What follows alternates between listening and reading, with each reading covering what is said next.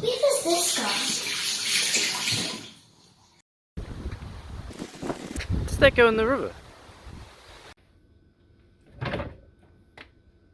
Where does it go? These things are wastewater, and they go to our Wastewater Treatment Plant on Kiororoa Road. You can imagine how much excrement council has to deal with at this plant, every day, 24 hours a day. We can't keep it here forever, so the job of this plant is not to store it, but to neutralise the waste before it ultimately re-enters the environment. And we use natural processes on a supersized scale.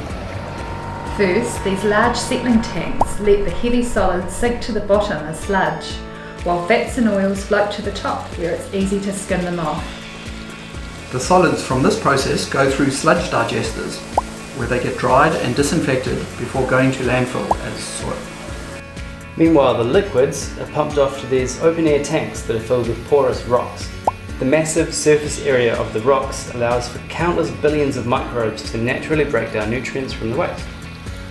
The microbes need oxygen in order to do their work.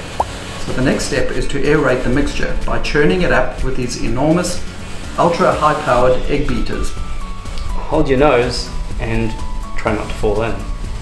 With the smelly stuff eventually neutralised, the next step is to clean that bacteria out of the water, which we do by blasting it with ultraviolet light. UV is the part of sunlight that disinfects, and it's used in very high concentration to make the water clean. After that, it's ready to enter the environment. But not just anywhere. Next to Lime Burners Creek is a managed wetland that acts as an enormous filter, cleaning out any last remaining contaminants before it leads to the Whangarei harbour. The floating islands in these wetlands are artificial, and the plants are yet another stage of the cleaning process, removing excess nitrogen from the water. Hi Simon, Hi how Kate. are you today? I'm very well, thank you. And you? Yeah, good, thank you. That's good. So I hear that there's going to be a consultation coming up about the wastewater treatment plant. Yes, there is. So the background to that is that the current consent for the wastewater treatment plant is expiring in April 2022.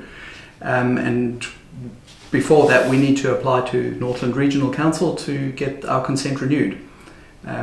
So the consent allows for us to treat and manage and process all the wastewater that from the Whangarei district area that comes into the plant.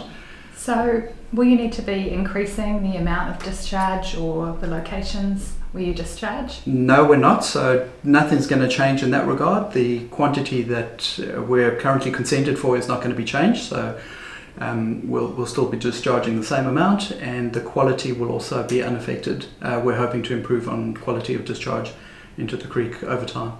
And so does this future-proof us as Whangarei grows? It does. So it allows for, various factors get considered. Population growth, potential sort of more stringent quality requirements, as well as climate change, sustainability options. So all these sort of factors are considered in our decision making.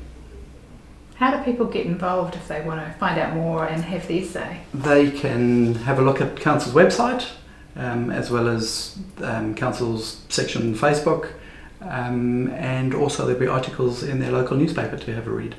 Great, thank you very much, Simon. It's okay, thank you, Kate.